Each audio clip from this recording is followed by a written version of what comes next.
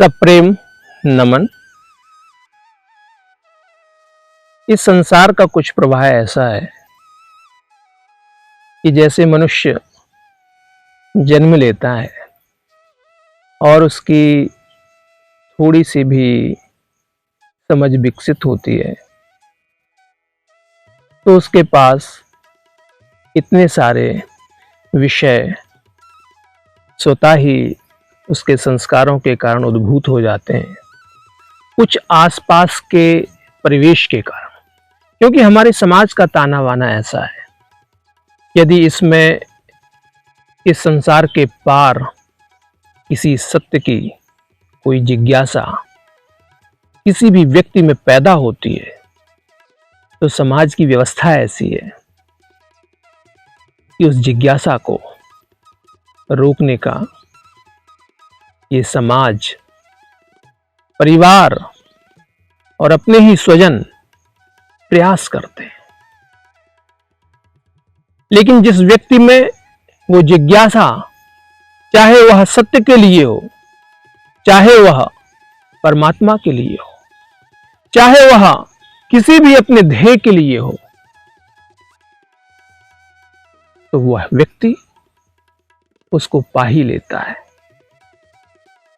लेकिन समाज की व्यवस्था ऐसी है, इसमें हमें सैकड़ों ऐसे उदाहरण देखने में आते हैं कि जैसे ही किसी व्यक्ति के अंदर जिज्ञासा पैदा होती है, जैसे ही किसी व्यक्ति के अंदर उस परम सत्य को जानने की अभिप्सा पैदा होती है, तीव्र वैराग्य प्राप्त होता है, तो हमारे घरों के, हमारे परिवारों के और हमारे समाज के जो आयोजन हैं, जो व्यवस्थाएं हैं, उसको सत्य की तरफ जाने से विमुख करती है, उसे एक संसार का हिस्सा बनाना चाहती है, उसे एक भौतिकता का एक अंग, इस लोक प्रक्रिया का एक पायदान बना करके अपने लौकिक उद्देश्यों को सिद्ध करना परिवार, समाज और तमाम संस्थाओं का, चाहे वो संस्थाएं राजनैतिक हो, चाहे वो धार्मिक हो, अपने उद्देश्यों को पाना चाहती है। और मनुष्य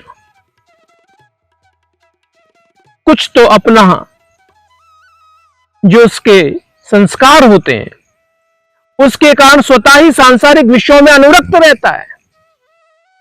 सांसारिक विषय उसे तो स्वतः ही आकर्षित करते रहते हैं। जन्मों जन्मों का ऐसा प्रवाह रहता है, लगता नहीं है कि व्यक्ति का जन्म हुआ है और विषयों का उसे ट्रेनिंग देने के लिए बहुत आवश्यकता है। जन्म लेता है बच्चा, अपनी मां का स्तनपान ऐसे करता है जैसे उसका पूर्वाभ्यास हो। तो विषयों में अनुरक्ति का मनुष्य को इतना गहरा अभ्यास है कि वह तो सहज ही उन विषयों की तरफ आकर्षित होता रहता है।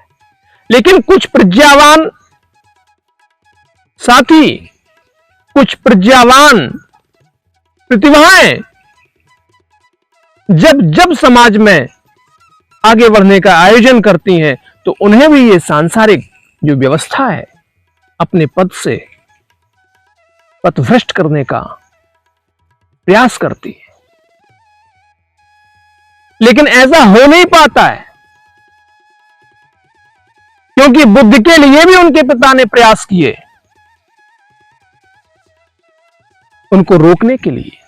यह संसार जितना सुंदर दिखता है तो कोई भी प्रज्ञावान व्यक्ति इस संसार की कुरूपता का भी दर्शन कर लेता है। वह जीवन को समग्रता में देखने का अभिलाषी होता है। इस सौंदर्य के पीछे छुपा हुआ जो सत्य है वह उसको समझना चाहता है। अगर जीवन में जन्म के उत्सव हैं तो मृत्यु का भी सत्य वो खोजना चाहता है। जैसे जीवन में उसको कुछ पाने की अभिलाषा होती है, वैसे ही मृत्यु के पार क्या होता है, इन सत्यों को जानने की जिज्ञासा पैदा होती है। माना कि ये विषय, ये पद, ये प्रलोभन, ये प्रतिष्ठा, ये धन यश, कीर्ति व्यक्ति को बहुत आकर्षित करती है। यौवन बहुत आकर्षित करता है और व्यक्ति अपनी ऊंचाई पर पहुंचने के बाद भी पथभ्रष्ट हो सकता है इन चीजों से। और हम देखते भी हैं हर 5, 10, 20 वर्षों के अंदर कोई भी एक बड़ा व्यक्ति, बड़ा व्यक्तित्व, चाहे वो राजनीतिक क्षेत्र से हो या धार्मिक क्षेत्र से हो, हम देखते हैं कि वो खंडित हो जाता है, पतित हो जाता है, या चारित्रिक दोष या आर्थिक दोष के कारण वो लोक निंदा को तो स्वीकार कर लेता है, लेकिन अपने चरित्र से वो समझौता कर लेता है। कहने का तात्पर्य यह है कि ये विषय बहुत आकर्षित करते हैं, लोगों को बहुत प्रलोभित करते हैं, ये सुख का एहसास दिलाते हैं, ये सुख की भ्रांति देते हैं। और बड़े से बड़ा विद्वान भी, बड़े से बड़ा शास्त्रों का अध्येता भी हम देखते हैं कि खंडित हो जाता है। तो समझिए कि विषय कितने ताकतवर है। लेकिन इसके बावजूद भी ये विषय कितने ही ताकतवर हों, ये धन, ये पद, ये सत्ता, ये यश, ये कीर्ति, ये पद पदार्थ कितना भी अपनी ओर मनुष्य को आकर्षित करते हो, इसके बावजूद भी इसके पार का जो सत्य है वो भी किन्हीं किन्हीं प्रज्ञा संपन्न महापुरुषों को और ज्यादा आकर्षित करता है।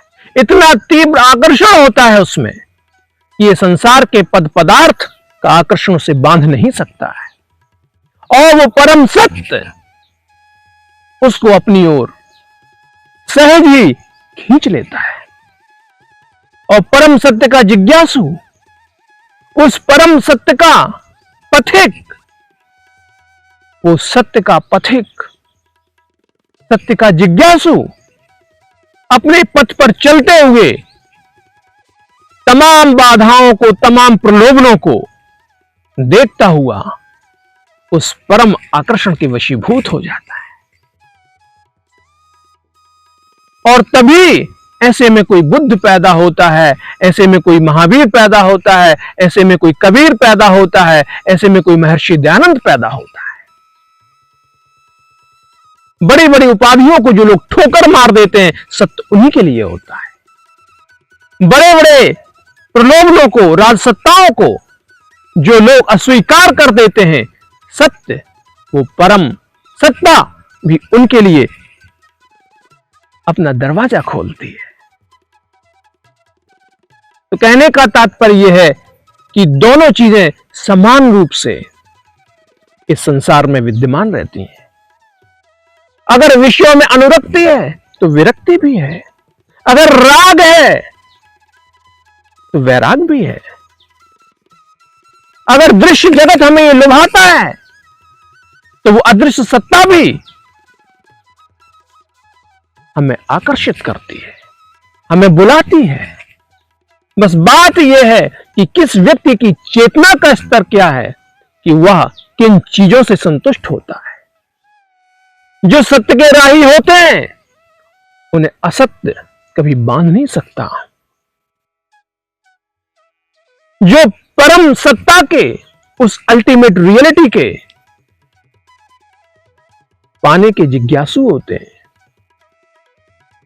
उन्हें ये सांसारिक प्रलोभन बांध नहीं सकते।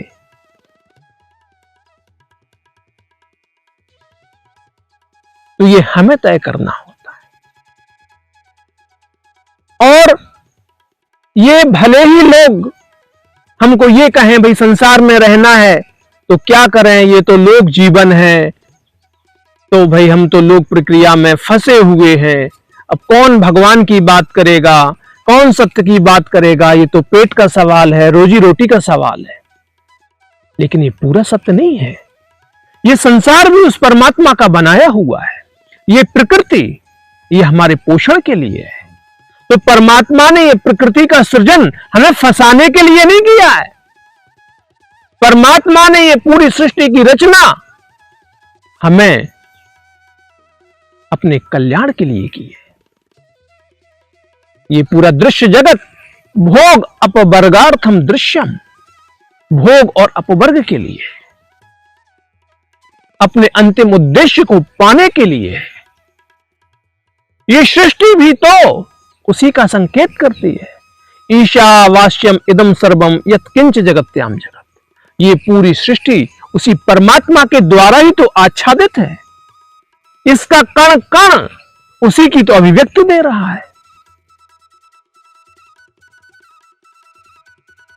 बस बात प्रज्ञा की है, बात अंतश्चेतना की है, बात हमारे संस्कारों की है, बात हमारी चाहत की है कि हमें किस स्तर की कामना अपने अंतःकरण में धारण करनी है।